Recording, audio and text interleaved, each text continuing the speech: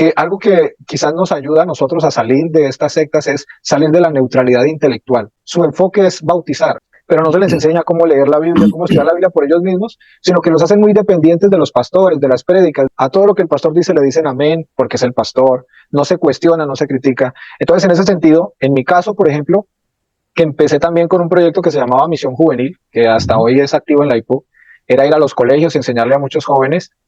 El interactuar con personas no creyentes, con mismos jóvenes que se identificaban como ateos y que ellos te den argumentos y que te pongan a ti a pensar, me llevó a mí a empezar también a leer literatura, empezar a abrirme al tema de la apologética, y eso me llevó a entender que yo tenía que tener una base racional para mi fe, que la fe no simplemente es algo que tú heredaste y lo crees porque sí, sino que tú tienes que dar respuesta, como dice primera de Pedro 3:15, de la esperanza que hay en ti, ¿cierto? Tienes que estar preparado. Entonces, eso a la vez que fortaleció mi fe, porque yo empecé a buscar argumentos unicitarios, a ver cómo yo la defendía y argumentos en todas las doctrinas. Eso mismo más tarde también me llevaría por la gracia del Señor a inquietarme ahora de lo que yo creía, ¿no? Como unicitarios, yo llegué a pasar por muchas posturas unicitarias, porque no solamente hay una, y eso tú lo sabes, Sí, hermano Luis sí. Carlos, ¿cierto? Están los que creen que el Hijo simplemente es el cuerpo, la materia física, y el Padre, el Espíritu, mora dentro de él. Están ahora los que creen en dos modos de existencia, ¿no? El modo Padre, el modo Hijo. El Padre es la divinidad, el Hijo es la humanidad. Yo pasé por eso, porque en busca de, bueno, como que esta postura no es muy buena. Yo buscando respuestas, entonces encontré la otra y dije, esta parece ser más sólida, pero así fui avanzando hasta que ya pues vi que no, que era insostenible a la luz de la Biblia. Pero lo que me llevó a mí a empezar a dudar de mi doctrina fue un versículo que está en Romanos capítulo 8 y habla de la relación entre el Espíritu Santo y Dios. Okay. Y eso fue chocante para mí, porque para el unicitario el Padre es el mismo Espíritu. O sea, entendemos que puede haber una relación, el unicitario maneja el Hijo es la humanidad, el Padre la divinidad. Pero aquí hay una relación entre el Padre y el Espíritu, y los dos son la divinidad. Entonces, ¿cómo puede haber esa relación ahí? Es Romanos capítulo 8, que dice, versículo 26, y de igual manera el Espíritu nos ayuda en nuestra debilidad, pues qué hemos de pedir como conviene no lo sabemos. Pero el Espíritu mismo intercede por nosotros con gemidos indecibles. La palabra intercede me caló en la mente. ¿Cómo que el Espíritu Santo intercede? Si el Espíritu Santo es el Padre, ¿ante quién va a interceder el Padre? ¿Cierto? Sí. Ahora el paráclito toma mucho sentido. Exactamente, hay un intercesor, ¿cierto? Sí. Ahora dice, y es una intercesión personal.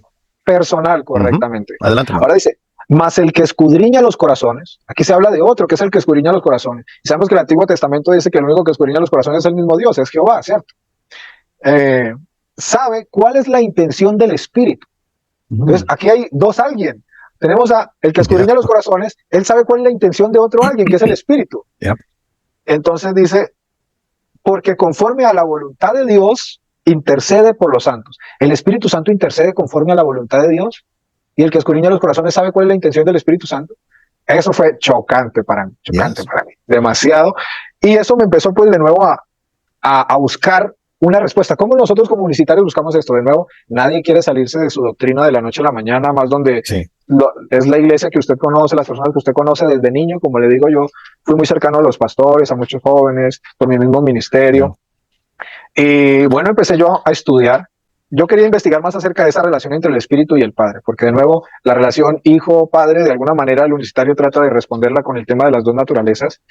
Pero luego en Juan capítulo 16, encontré que en el versículo 13 dice, Jesús hablando del Espíritu Santo dice, pero cuando venga el Espíritu de verdad, Él os guiará a toda verdad, porque no hablará por su propia cuenta, sino que hablará todo lo que oyere. De nuevo, si el Espíritu Santo es el Padre, ¿de quién le oye el Padre? ¿Cierto? Empecé a ver yo como todas esas relaciones que habían, esas distinciones, y pues empecé yo de nuevo, yo trataba de aferrarme lo más que pudiera a la doctrina de la unicidad. Ahí tiene que haber alguna respuesta para esto. Empecé yo de nuevo a buscar literatura unicitaria, debates entre unicitarios, trinitarios, y empecé a leer la Biblia, y empecé a ver todos los textos que nosotros como unicitarios usábamos, que consideramos los fuertes para identificar al Padre y al Hijo y al Espíritu Santo como la misma persona, y a leer los argumentos de David Verdad específicamente, y empezar a leer la Biblia en su contexto, aplicar la misma hermenéutica que me habían enseñado en el instituto. Uno de los principios es leer el texto en su contexto. Los unicitarios no van a tener problema con que tú sepas o estudies la hermenéutica. El problema de ellos es que la empieces a usar. porque ese es el problema de ellos. Los pastores, ellos estudian hermenéutica en el instituto, pero cuando tú los escuchas hablar y predicar, ellos no la usan, porque están usando los textos fuera de contexto, y ese es un tremendo problema. Interesante. Entonces, bien, yo empecé a Juan 14:6, 1 Timoteo 3:16, Isaías 9:6, todos estos textos que se han usado, a estudiarlos en su contexto, y yo veía, no, es que ahí no dice lo que el unicitario dice. Y eso, de nuevo, cada vez más me ayudó como a lo que decía el hermano, se derrumbó el castillo de naipes, se fue abajo la doctrina que yo había sostenido.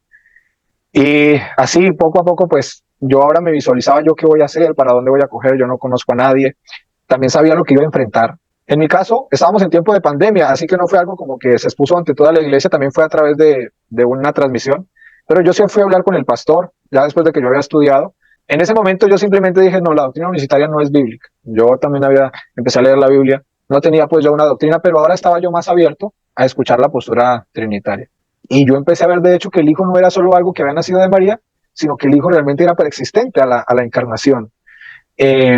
Y este fue el tema que yo les debía hablar al pastor. Les dije, vamos a hablar del tema de la preexistencia del Hijo. Estuvimos durante 4 días, desde la mañana hasta la tarde, dialogando el tema, y al final el pastor pues aceptó que no tenía respuestas para ello. Entonces él lo que hizo fue enviarme con otro pastor, que era el que había sido maestro. Él se llama Neiber Martínez, el nuevo pastor con el que me envió. Él había sido maestro del Instituto Bíblico, donde yo ya había ido a estudiar, pero como era maestro, pues el pastor me envió con él para que quizás él me pudiera responder. Yo sabía que no me iba a poder responder porque los argumentos que ellos me daban eran los mismos que estaban en los libros de David Bernard, era lo mismo, no era nada nuevo. Y ya pues yo ya había hecho ese estudio. Sin embargo, mi intención era no salir como y ser visto como un necio, como alguien que se fue y no dejó que le explicáramos. Entonces yo fui y hablé con el pastor, y efectivamente pues él me dijo lo mismo. El pastor con el que fui a hablar no tenía la intención de escucharme a mí, sino de que yo lo escuchara a él y aceptara lo que él dijera. Porque esa siempre es la postura, es decir, ellos no están abiertos, ellos, listo, vamos a hablar, pero básicamente es que yo te diga la doctrina y tú digas que sí. Y si no, tú eres el rebelde, tú eres el que está en contra de la Biblia, y etcétera. Wow, eso está pesado. Sí, eso es pesado. Sí, está pesado. Y bien, luego, pues ya yo tomé la decisión, me reuní con la junta local, me hicieron la carta de membresía, donde pues que yo me iba a retirar por las discrepancias doctrinales. Y efectivamente lo mismo, después de que expusieron eso ante la iglesia, muchos me empezaron a escribir por WhatsApp, los jóvenes me bloquearon, a los jóvenes les prohibían de nuevo que hablaran conmigo, que tuvieran algún contacto conmigo. Muchos de los servidores me escribieron, me llamaron, otros para insultarme, de hecho muchos enojados, otros decían que el diablo me había cegado los ojos, que cómo yo había podido caer tan bajo, y así comentarios así, que de nuevo pues en ese momento ya no me afectaron tanto, porque el proceso difícil para mí fue como a medida de que yo iba descubriendo que estaba en una doctrina equivocada, que no era bíblica, pero yo tenía ya como de parte del Señor la fortaleza para ser fiel a lo que yo veía en las Escrituras, más allá de las consecuencias que se vinieran. Yo quería seguir la verdad hasta sus últimas consecuencias, y pues gracias al Señor pues pude hacerlo, y aquí seguimos, mi hermano. El Señor tuvo misericordia sobre ustedes, porque Él permitió, Él los alcanzó y los sacó de ahí. Él tuvo misericordia de ustedes, y gracias a Dios, no nomás de ustedes, de mí también, de todos. No hay nada que podemos hacer para salvar nosotros mismos. Y interesante los textos que miraste, ¿verdad? El Espíritu gime. Bueno, aquí hay un referente que gime. Aquí hay una distinción, propiedades de distinción ahí. Y ahí es donde entra el pensar crítico. Aquí hay algo. Y si tú cuando lo analizas puedes ver que la doctrina de la unicidad, el modalismo no concuerda. O sea, hay problemas con eso.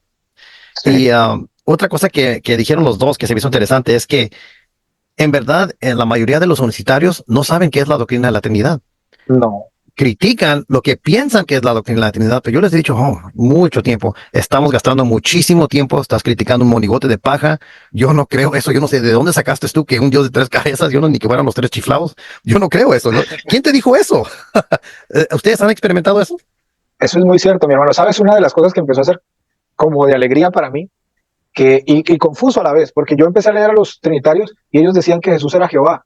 Y yo, ¿cómo así que los unicitarios sí creen que Jesús es Jehová?